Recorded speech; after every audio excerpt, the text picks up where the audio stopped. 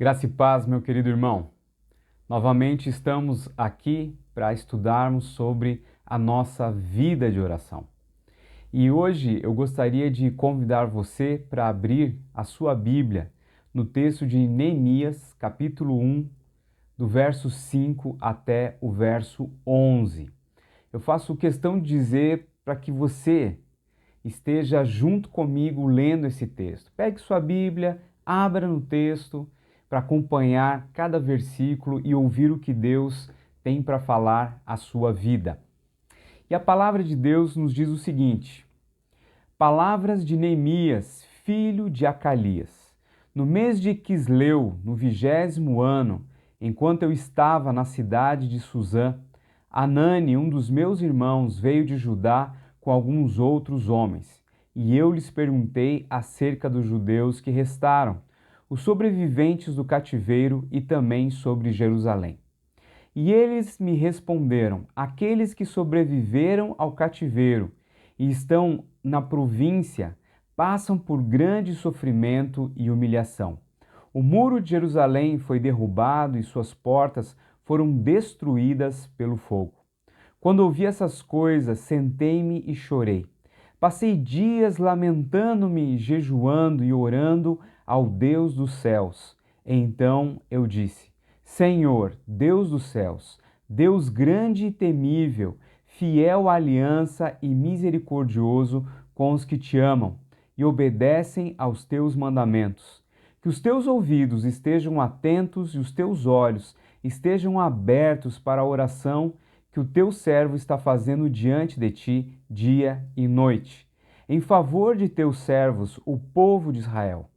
Confesso os pecados que nós, os israelitas, temos cometido contra ti. Sim, eu e o meu povo temos pecado.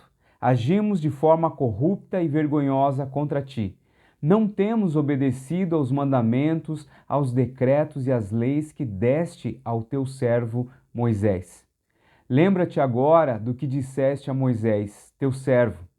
Se vocês forem infiéis, eu os espalharei entre as nações.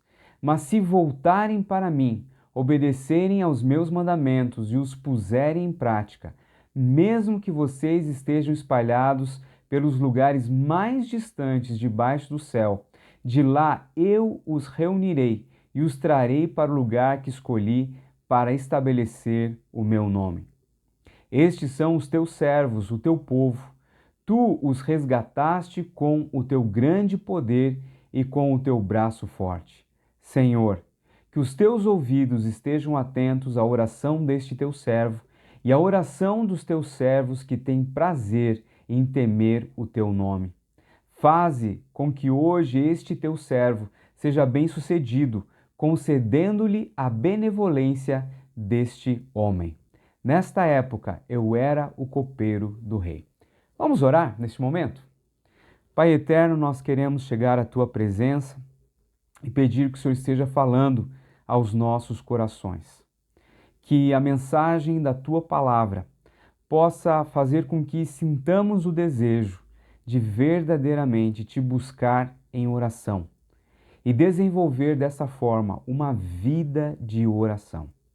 Em nome de Jesus que nós oramos. Amém. Meu irmão, você já ouviu falar de uma oração que muda toda uma situação? De uma oração que pode mudar a história, o rumo de um povo? Não sei se você já ouviu falar de algo desse nível, mas eu quero te contar um testemunho de alguém que vivia uma vida meio depressiva, uma vida cheia de tristezas.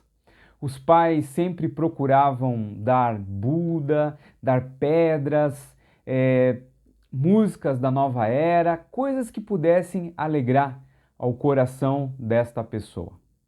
Em um determinado dia, alguém a convidou para ir a um culto. E nesse culto foi explanado o plano da salvação em Cristo Jesus. E essa pessoa entregou a vida a Cristo Jesus e a vida dela mudou radicalmente. Se tornou uma pessoa alegre, uma pessoa feliz. Mas em casa, ela sabia que não ia ser muito fácil lidar com os pais, que não eram crentes em Jesus e também não gostavam de pessoas que eram evangélicos. Ela então começou a ir escondido para os cultos todo domingo, saía no mesmo horário, voltava no mesmo horário, e a sua mãe começou a desconfiar de alguma coisa. E um certo dia, a mãe pegou e disse assim: olha, você não vai para essa igreja. Já entendi tudo o que está acontecendo. Você não vai mais para a igreja. E essa pessoa, então, chegou no quarto, começou a chorar, começou a orar, a buscar em Deus resposta. Entendeu que viveu a vida inteira triste, amarga, depressiva, e quando encontrou a verdadeira felicidade, ela estava sendo proibida de continuar a buscar o Senhor. E foi nesse momento que Deus se revelou para ela. Deus se mostrou íntegro, presente e real na vida dela. E ela sentiu uma paz muito grande no coração. Uma paz realmente que excede todo o entendimento. E durante aquela semana procurou tratar a mãe da melhor forma possível, conversando com a mãe, e a mãe braba não queria conversar com ela. Mas chegou um momento, perto ali já do final de semana, em que ela iria para a igreja, a mãe chega para ela e fala assim: olha, eu já entendi, conversei com algumas pessoas e você pode ir para essa igreja que você está indo, que você vai quebrar a cara sozinha.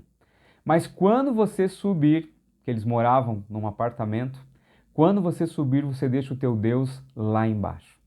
E ela ficou feliz, muito feliz, porque Deus não permitiu que ela ficasse uma semana sem poder ir à igreja, sem poder ter a alegria de novamente com os irmãos em Cristo louvar e engrandecer o nome do Senhor Deus. Essa é a história da Cissa, a minha esposa.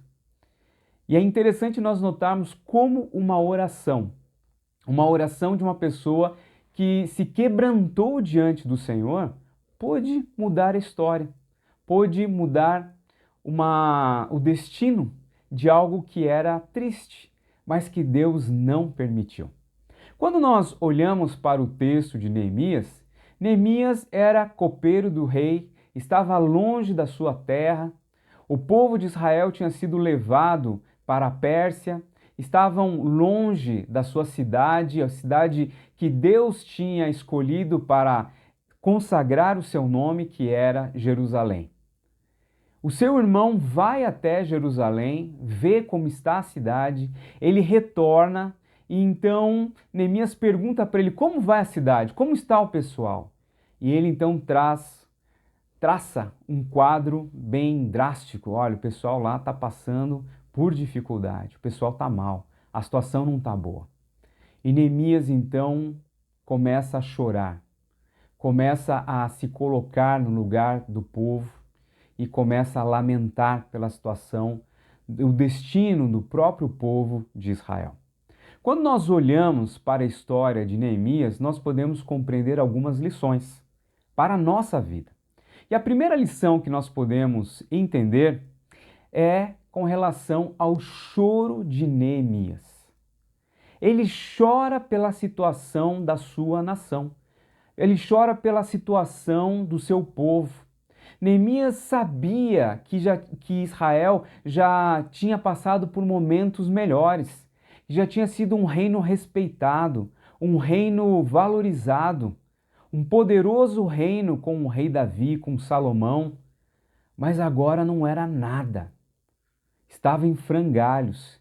E ele então começa a chorar por Jerusalém, começa a se lamentar pelo destino do povo de Israel. Nós vemos aqui que Neemias ele demonstra uma empatia para o seu povo e pela situação que eles estavam passando. E aí fica uma pergunta para nós: quando foi a última vez que nós choramos por alguém? Quando foi a última vez que nós choramos pela situação do nosso povo, pela situação do Brasil, pela situação da cidade de Santos? Quando foi a última vez que nós choramos? Eu lembro-me de um caso muito interessante de um pastor que foi até a China e ele foi escondido, ele ia passar um tempo ali com uma igreja chinesa e ele perguntou qual é a programação de vocês. E ele falou, olha, nós vamos orar das 6 até às 7. E ele perguntou, e depois das 7? Bom, das 7 até às 8 nós vamos chorar. Nós vamos chorar diante de Deus pela situação do nosso povo, pela salvação do nosso povo.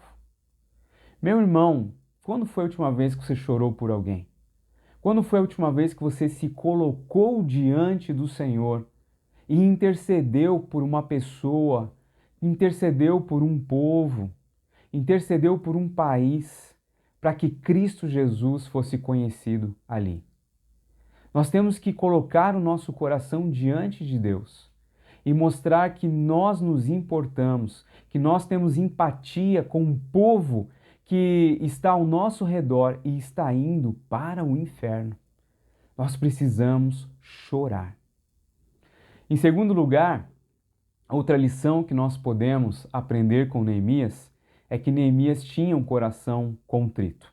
Quando Neemias ele recebe a notícia do seu povo, ele foi buscar a face de Deus, expor a razão do seu choro. Ele demonstrou diante do Senhor toda a sua angústia. E que linda oração Neemias faz diante de Deus. Não foi uma oração egoísta, mas foi uma contrição diante do Pai, falando do pecado seu e dos seus irmãos, se colocando diante do Senhor. Neemias estava muito bem no palácio do rei. Estava bem, funcionário público, tinha uma vida boa, provava do melhor da comida do rei, era alguém de confiança do próprio rei. Ele não precisava chorar, ele não precisava clamar ao Senhor. Mas a palavra de Deus, que a um coração contrito, Deus não rejeitará. E ele chora pela sua nação. Ele chora pelo seu país. Ele se compadece da situação daqueles que tinham ficado, que não estavam bem como ele, que não estavam confortáveis como ele estava. Meus irmãos, nós precisamos chegar diante de Deus com o coração contrito e clamar por aqueles que ainda não conhecem a palavra de Deus, que estão indo em direção ao inferno. Quando o nosso coração está sintonizado com o coração do Senhor, nós nos enchemos de compaixão. Talvez essa seja a melhor palavra para dizer o que nós, enquanto filhos de Deus, devemos sentir: compaixão por aqueles que estão sofrendo, por aqueles que estão se perdendo, por aqueles que estão indo para o inferno. Nós, enquanto crentes em Jesus, nós não podemos ficar alienados na nossa vidinha e achar que está tudo bem, que a situação está ótima, porque eu sou salvo e o resto que se lasque. Meu irmão, nós temos que sair do nosso comodismo enquanto filhos de Deus e clamar ao Senhor por aqueles que estão se perdendo. Como vai o seu coração? Aonde ele está sintonizado?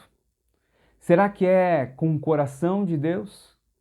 Nós devemos lembrar que o próprio Deus, ele saiu da sua zona de conforto e veio a este mundo para pregar o Evangelho e levar todo aquele que estava perdido de volta para os caminhos do Senhor. Nós não podemos agir de forma diferente. Nós não podemos ser indiferentes com a situação daqueles que estão se perdendo. Em terceiro lugar, outra lição que também podemos aprender com Neemias é que Neemias estava disposto a pagar o preço. Você está disposto a pagar o preço pelo Evangelho? 4 meses se passaram e Neemias estava em oração dia e noite. O versículo 10 e o versículo 11 mostram que ele estava constantemente em oração por aquela situação. Ao ser indagado pelo rei, isso já no capítulo 2, ele o rei pergunta se ele estava doente. Uma coisa, Neemias, eu sempre te vejo alegre, sempre te vejo disposto, mas o que aconteceu com você? O que você tem? E Neemias, então, naquele curto momento entre a pergunta do rei e a resposta que ele daria ao rei, ele novamente ele ora. Ele coloca a sua posição diante do Senhor e ele arrisca tudo, dizendo qual era o real problema. Meu irmão, nós temos que orar para que Deus quebrante o coração daqueles que não conhecem a Cristo Jesus.